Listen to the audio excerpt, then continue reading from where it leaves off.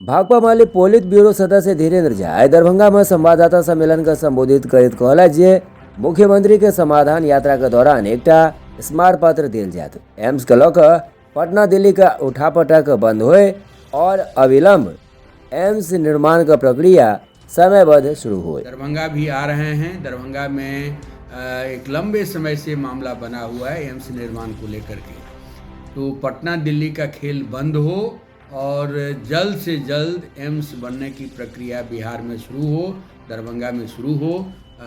तो इसके लिए जो बात मुझे लग रही है कि सरकार को ये अब ज़्यादा टाल मटोल नहीं करना चाहिए। एम्स के लिए जो बेहतर जगह हो, जो एक संपूर्ण इस इलाके के लिए जो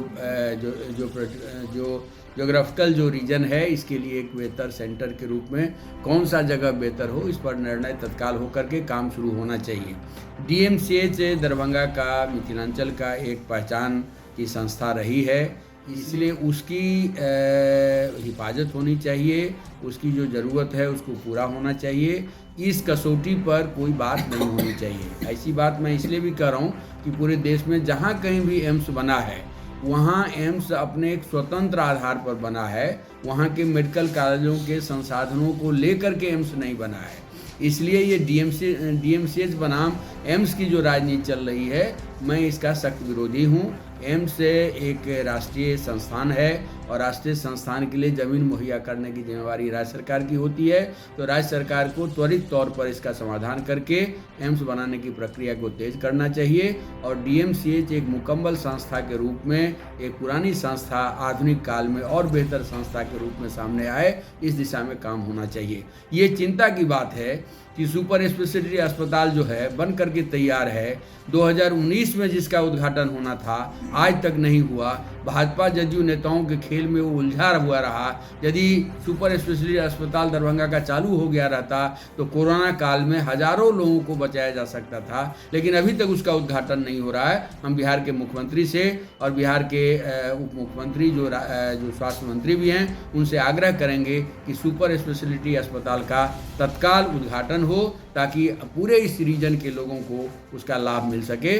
DMCH को एक मुकम्मल तौर पर एक विकसित संस्थान के रूप में डेवलप किया जाए और एम्स निर्माण की प्रक्रिया जल्द से जल्द शुरू हो और एक टाइम बाउंड, इतना दिनों के बीच में एम्स चालू हो जाएगा, एम्स में पढ़ाई शुरू हो जाएगी, एम्स में इलाज शुरू हो जाएगा। इसकी गारंटी बिहार सरकार को और केंद्र सरकार को लेनी चाहिए। नेताओं का खेल अब और नहीं होना चाहिए। ये जनता की ज़रूरत है, इस इलाके की ज़रूरत है, इस आधार पर ये काम होनी चाहिए।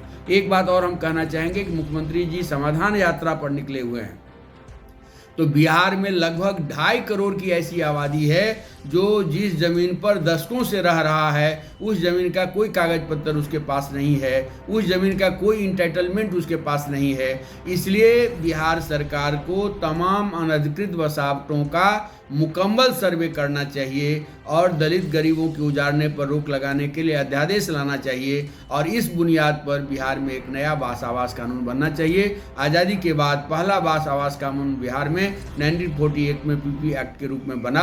आज की ज़रूरत के आधार पर एक नया बास आवास कानून बनना चाहिए और तत्काल सरकार को हाई कोर्ट में एक हलफनामा देना चाहिए कि हम गरीबों को बसाने की योजना पर काम कर रहे हैं। बिना वैकल्पिक व्यवस्था के किसी दलित गरीब को उजाड़ा नहीं जाएगा। ये जो बात है वो तब तक जमीन पर नहीं उतरेगी जब तक कोई अध्यादेश नहीं आएगा और हाई कोर्ट में सरकार की ओर से हलफनामा नहीं दिया जाएगा। यहाँ रजवाड़ा की घटना मैं मानता हूँ कि ब्लैक स्पॉट है। ये जो कटैया मुजहरी की घटना ब्लैक स्पॉट है, ये पोखराम की घटना ब्लैक स्पॉट है और हजारों परिवारों को इस तरह की नोटिस डाल दिया गया है। रोज़ नोटिस डाला जा रहा है। यहाँ हमारे बगल में माले नगर को उजाड़ने की नोटिस दी गई है।